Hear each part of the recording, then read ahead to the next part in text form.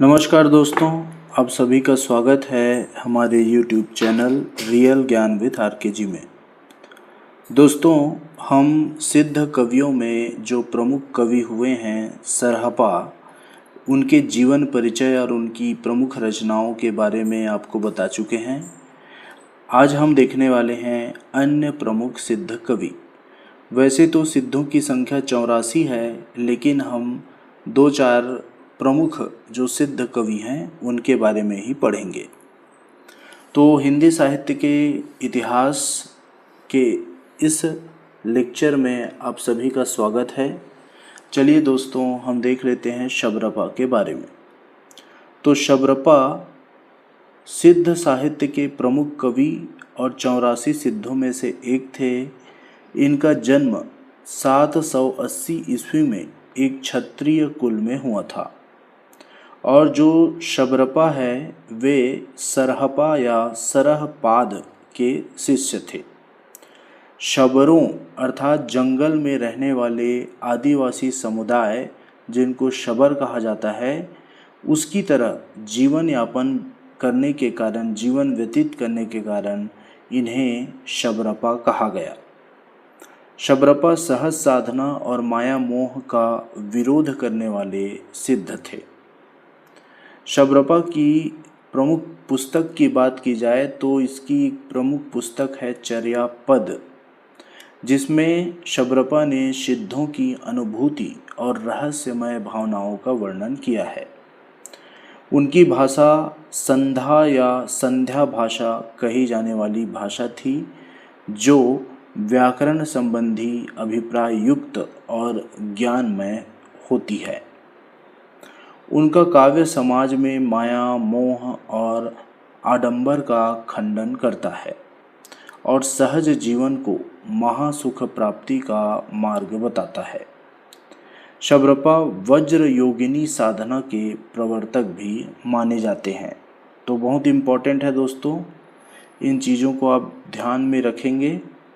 शबरपा के काव्य का उदाहरण हम देख लेते हैं। तो एक काव्य का उदाहरण दिया जा रहा है।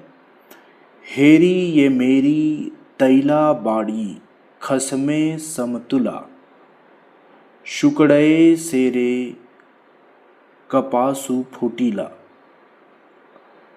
तैला वाड़ीर पासेर जोहड़ा वाड़ी तायला, फटेली अंधारी रे आकाश फूली जा। तो इसका अर्थ यह है दोस्तों कि देखो, मेरी तेल से भरी हुई बड़ी घड़ी जो लकड़ी के समान मजबूत है, उस पर सूखे कपास की तरह सफ़ेद धुंध छा गई है। तेल वाली बड़ी घड़ी के आसपास जाल कई जगह फैल गया है और वह काला अंधेरा आकाश की तरह फैल रहा है। तो यहाँ पे घड़ा को घड़ी कहा गया है दोस्तों, इसको आप ध्यान रखेंगे। तो यह जो कविता है वह सहज जीवन की बातें करता है और बाहरी दिखावे और मोह माया से दूर रहने की शिक्षा देता है। तो इनकी जो सबसे प्रमुख रचना है वह है चर्यापद। अन्य रचनाएं हैं महामुद्रा वज्र गीति और वज्र योगिनी साधना। तो शबरपा के काव्य में गुरु सेवा और सहज साधना की महत्ता प्रमुखता से हमें मिलता है। गुरु की सेवा करना और सहज रूप से साधना करना तथा उनकी रचनाओं में आध्यात्मिक अनुभूति के साथ साथ सामाजिक चिंतन भी दिखता है। इसके बाद हम आते हैं अन्य प्रमुख सिद्ध कवि लुइपा। तो लुइपा के बारे में देख लेते हैं। तो लुइपा के बारे में विस्तृत जानकारी इस प्रकार है। लुइपा 8वीं सदी के प्रसिद्ध सिद्ध कवि और शबरपा के शिष्य थे, है ना। तो लुइपा के गुरु हैं शबरपा, शबरपा के गुरु हैं सरहपा। इसको आप याद रखेंगे। लुइपा का जन्म राजा धर्मपाल के राज्य काल अर्थात 8वीं सदी में एक कायस्थ परिवार में हुआ था। लुइपा 84 सिद्धों में सर्वोच्च स्थान रखने वाले हैं और लुइपा ने बौद्ध धर्म की वज्रयान संप्रदाय के प्रचार प्रसार में महत्वपूर्ण भूमिका निभाया। लुइपा के समय में उड़ीसा के राजा और मंत्री तक उनके शिष्य बन गए थे। लुइपा का जो काव्य है वह सामाजिक रूढ़ियों, जातिवाद और धार्मिक पाखंड के विरोध का था। साथ ही उन्होंने गुरु सेवा और सहज साधना को महत्व दिया। लुइपा की भाषा अपभ्रंश से विकसित संधा या संध्या भाषा थी, जो सरल, गेय और अर्थपूर्ण होती थी। उनकी कविताएं उपदेशात्मक और आध्यात्मिक विचारों से भरी हुई थी। प्रमुख रचना में देख सकते हैं कि लुइपा की रचना का नाम भी दोस्तों चर्यापद है, और चर्यापद इनकी प्रसिद्ध काव्य रचना है जिसमें साधना, गुरु की भक्ति और सामाजिक सुधार के विषय सम्मिलित है। उसके बाद दोहा कोश नाम का इनका एक और ग्रंथ है, जहां उनके दोहे और पद को संकलित किया गया है, तथा उपदेशमयी गाथाएं। तो ये उनके प्रमुख रचनाएं हैं। लुइपा के काव्य के उदाहरण को हम देख सकते हैं। लुइपा के काव्य का उदाहरण देख लीजिए। शिवम जानहूँ सुर सिद्धौं, मान कैल मेरी गति, गुरु पदार घल कहीं दे, भाव सागर तरीमती।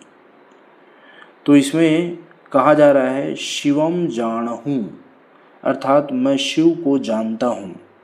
सुर सिद्ध, माण कैल मेरी गति, अर्थात जो सारे सिद्धों का आदि है, मैं उस शिव को जानता हूँ। गुरु पदार घल कहीं दे, भाव सागर तरीमती, अर्थात अगर गुरु के चरणों में मैं सिर रख दूं तो यह मेरे लिए मोक्ष का मार्ग है और यह मुझे संसार सागर से पार ले जाएगा।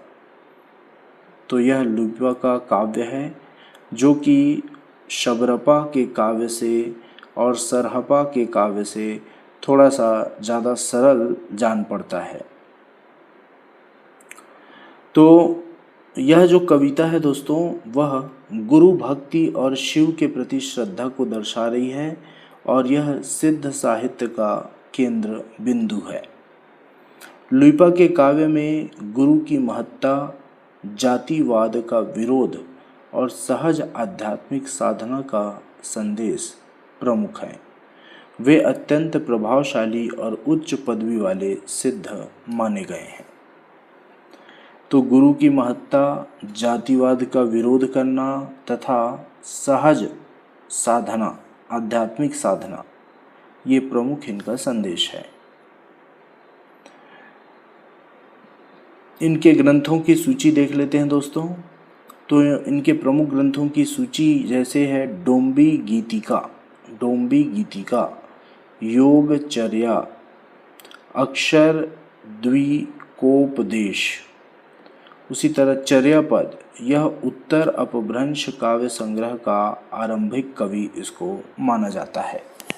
तो उत्तर अपभ्रंश काव्य कहने का अर्थ यह है दोस्तों कि अपभ्रंश काव्य के चरम के बाद जब धीरे धीरे अपभ्रंश जो भाषा है उसमें हिंदी की भाषाएं आने लग गई, अर्थात हिंदी की छुटपुट भाषाएं आना शुरू हो गई, तो उत्तर अपभ्रंश उसी को कहा गया है, जिसके कारण इनके जो चर्यापद हैं, रचनाएं हैं, उसमें हमें जल्दी समझ आ सकता है, इस प्रकार से लगता है इनको पढ़ने के बाद।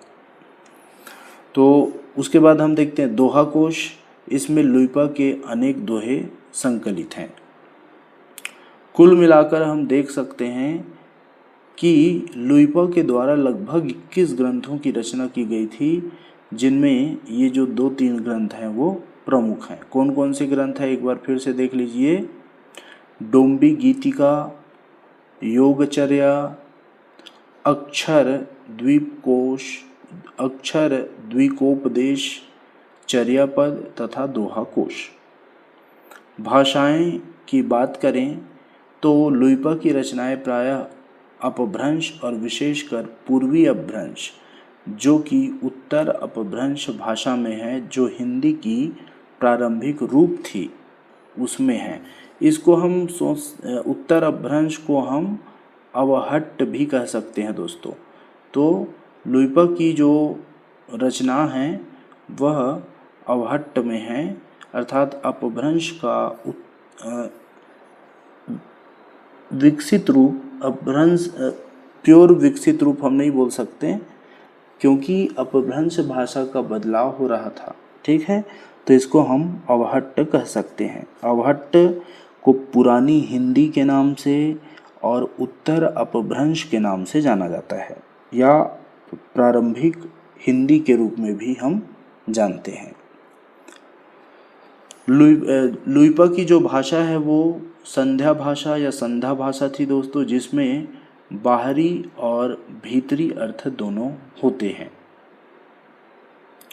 संस्कृत भाषा का प्रयोग भी इनके कुछ ग्रंथों में हुआ है, लेकिन मुख्यतः जन भाषा और अपभ्रंश में काव्य इनका लिखा गया है।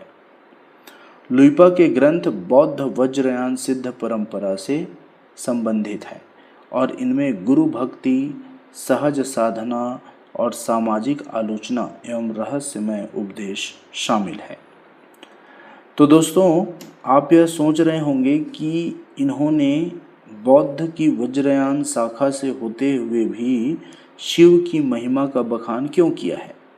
तो दोस्तों, बात ऐसा है कि बौद्ध धर्म का अलग अलग शाखाओं में विभाजन हो गया था, जिसमें महायान के अंतर्गत वज्रयान शाखा आ गया था और वज्रयान शाखा को ही सिद्ध साहित्य कहा जाता है। तो इसमें कर्मकांड बढ़ने लगे थे। तो जैसा कि जो शैव धर्म है इसमें भी कर्मकांड को महत्व है, तो धीरे धीरे शैव धर्म और बौद्ध धर्म दोनों एक साथ इस प्रकार से मिल गए कि पता ही नहीं चल पाया कि दोनों अलग अलग धर्म हैं। तो इस तरह से यहाँ पे शिव की वंदना भी लुइपा के द्वारा की गई है। तो इस तरह से हम इसको समझ सकते हैं। अब हम देखते हैं एक अन्य सिद्ध कवि डोम्भिपा। तो डोम्भिपा के बारे में विस्तृत जानकारी आपको दे रहे हैं, चलिए देखते हैं। डोम्भिपा मगध के क्षत्रिय वंश से थे और लगभग 840 ईस्वी के आसपास जन्मे थे। ये विरूपा के शिष्य थे। तो इसको याद रखेंगे, डोम्भिपा किसके शिष्य थे? विरूपा के शिष्य थे और महामुद्रा साधना में पारंगत थे। महामुद्रा साधना में डोम्भिपा पारंगत थे। दोस्तों, अब ये महामुद्रा साधना क्या होती है इसको आप जान लीजिए। तो महामुद्रा एक ऐसा साधन होता था जो इन सिद्ध योगियों को मोक्ष का द्वार पाने में मदद करता था। अब ये महामुद्रा होती कौन थी? तो महामुद्रा के रूप में जो स्त्रियां होती थी, स्त्रियों को, कोई एक स्त्री को महामुद्रा बनाया जाता था और उस स्त्री के द्वारा अपना जो साधना है उसको ये सिद्ध कवि पूर्ण करते थे, जो सिद्ध थे। तो जो स्त्रियां इनके द्वारा रखी जाती थी उन्हें कहा जाता था महामुद्रा। तत्पश्चात तो महामुद्रा में ये पारंगत थे साधना में डोम्भिपा। तो इसके बाद एक समय उनके राज्य में रहते हुए प्रजा और मंत्रियों ने उन्हें निर्वासित कर दिया था, क्योंकि महामुद्रा साधना ये करते थे और भोग विलास से संबंधित था। लेकिन अकाल के समय में वे अपनी सिंहनी रूपिणी शक्ति के माध्यम से फिर से वापस आए और प्रजा ने उन्हें स्वीकार कर लिया। तो डोम्भिपा जो है वो वीणापा के समकालीन थे और विरूपा के शिष्य थे। तो वीणापा और विरूपा अलग है दोस्तों, इसको आप एक नहीं समझना है ना। डोम्भिपा ने कौल पद्धति का विशेष प्रचार किया और सिद्ध साहित्य के क्षेत्र में अपना महत्वपूर्ण योगदान दिया। उनके लगभग 21 ग्रंथ बताए जाते हैं, जिनमें प्रमुख ग्रंथ ये हैं, इसको देख लीजिए। डोम्बिपा के ग्रंथ है डोम्बी गीतिका, योगचर्या और अक्षर द्विकोपदेश।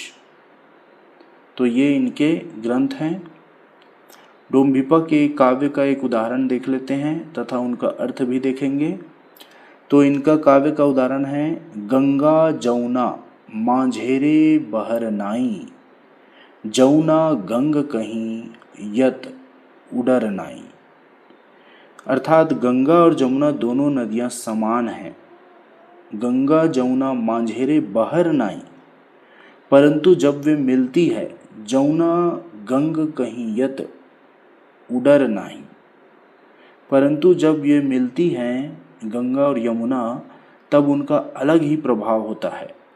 यह दोहा गहन आध्यात्मिक विचारधारा की ओर हमें इशारा करता है और अलग अलग तत्व जब मिलते हैं तो एक नई शक्ति का संचार होता है। इस चीज को यहाँ पे बताया गया है। डोम्बिपा के काव्य में सामाजिक रूढ़ियों और बाहरी आडंबरों का विरोध मिलता है। डोम्बिपा गुरु भक्ति, सहज साधना और रहस्यमय उपदेशों को काव्य के रूप में प्रस्तुत करते हैं। और कवि हैं दोस्तों, इनके बारे में हम जान लेते हैं। वह है कण्हपा। तो कण्हपा के बारे में अब विस्तृत परिचय आपको देने जा रहे हैं। कण्हपा, जिसे कण्हपा, कणोरी, कृष्णपाद या कानफा आदि के नाम से भी जाना जाता है, सिद्ध साहित्य के प्रमुख कवि थे। और कण्हपा का जन्म लगभग 820 ईस्वी में हुआ था। कण्हपा कर्नाटक के ब्राह्मण परिवार से थे, लेकिन बिहार के सोमपुरी स्थान पर वे रहते थे। कण्हपा के गुरु का नाम था जालंधरपा। जालंधरपा याद रखेंगे। कण्हपा को नागार्जुन का शिष्य भी माना जाता है, ठीक है। और कुछ मतों के अनुसार वे मत्स्येंद्रनाथ के शिष्य भी थे। अर्थात जो मत्स्येंद्रनाथ जो हैं वो नाथ पंथ के प्रथम योगी माने जाते हैं। और मत्स्येंद्रनाथ के जो शिष्य हैं वो हैं गोरखनाथ, जो नाथ पंथ के संस्थापक हैं। अब ये मत्स्येंद्रनाथ किसके शिष्य? तो आदि शिव भगवान के शिष्य मत्स्येंद्रनाथ माने जाते थे, आदि योगी के। तो नागार्जुन का शिष्य किसको माना जाता था? कण्हपा को।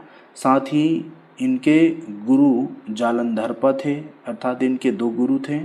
और कुछ मतों के अनुसार इन्हें मत्स्येंद्रनाथ का भी शिष्य बोला जाता। तो इन तीनों को कण्हपा का गुरु कहा गया है। कण्हपा ने लगभग 74 ग्रंथ लिखे हैं, जिनमें से 6 ग्रंथ जो हैं वह अपभ्रंश भाषा में थे। कण्हपा के काव्य में पौराणिक रूढ़ियों और धार्मिक भ्रमों का खंडन मिलता है। उन्होंने शास्त्रीय रूढ़िवादिता और पाखंड का विरोध किया और अनेक पदों में सहज साधना, गुरु की भक्ति और सामाजिक सुधार की बात की। कण्हपा की प्रमुख रचनाएं हैं, इनको देख लें दोस्तों। कण्हपा गीतिका, महामुड्डुल मूल, बसंत तिलक, असंबद्ध दृष्टि, वज्र गीति तथा दोहा कोश, जिसे महामहोपाध्याय हरप्रसाद शास्त्री ने संपादित किया है। तो ये इनके प्रमुख ग्रंथ हैं। इनके काव्य का उदाहरण हम देख लेते हैं दोस्तों। आगम वेय पुराणे पंडित मान बहती, नगर बाहिरे डोम्बी तोहरी कुड़िया छंद। अर्थात पुराने आगम और पुराने विद्वान बहुत मानक हैं, तुम्हारी झोपड़ी नगर के बाहर है। तो यह पद कण्हपा के द्वारा कहा गया और कण्हपा का सामाजिक और धार्मिक आडंबरों की आलोचना को दर्शाता है, जिसमें वे बाहरी दिखावे और पुरानी प्रथा का विरोध करते हैं। तो कण्हपा ने अपनी कविताओं में साधारण भाषा का उपयोग किया है जो सहज और प्रभावपूर्ण है। इनके पद गुण, तांत्रिक और योगी साधना के रहस्यों को भी उजागर करते हैं। इसके बाद एक अन्य कवि हैं दोस्तों, कुक्कुरिप्पा। इनके बारे में देख लेते हैं।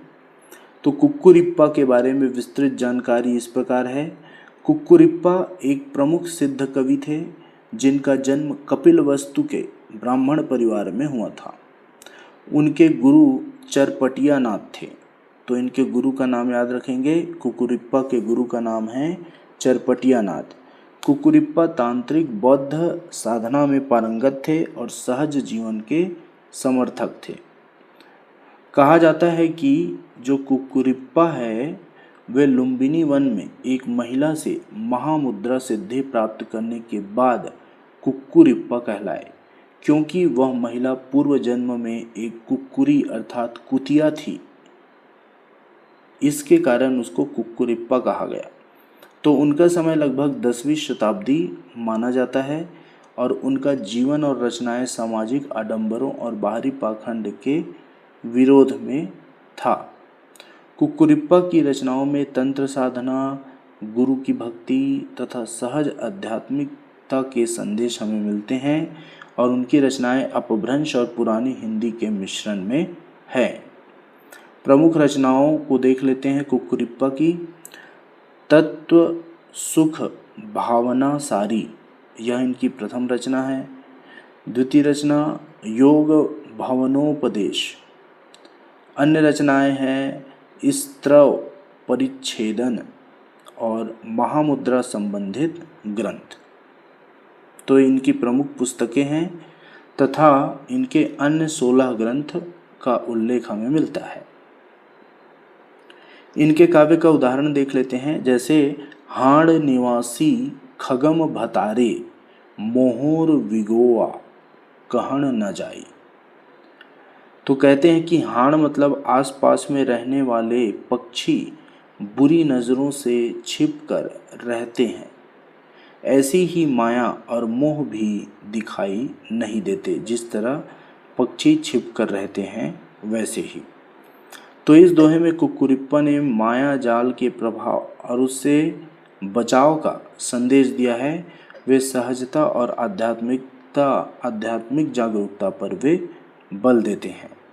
कुक्कुरिप्पा का प्रभाव सिद्ध साहित्य और तांत्रिक बौद्ध साधनाओं के विकास में अत्यंत महत्वपूर्ण माना जाता है। तो दोस्तों, इस तरह से हमने सिद्ध साहित्य के प्रमुख कवियों, उनकी रचनाओं, उनके काव्य का स्वरूप तथा उनके काव्य की विशेषताएं, इन सभी चीज़ों को देख ली। अन्य वीडियो लेक्चर में हम जैन साहित्य का विवरण को पढ़ेंगे। तब तक के लिए हमारे चैनल से जुड़े रहें और अगर हमारे चैनल में नए हैं तो हमारे चैनल रियल ज्ञान विद आरकेजी को सब्सक्राइब कर लीजिए और हमारा वीडियो अगर आपको अच्छा लगा तो लाइक कीजिए, शेयर कीजिए। ठीक है दोस्तों, इसी के साथ धन्यवाद।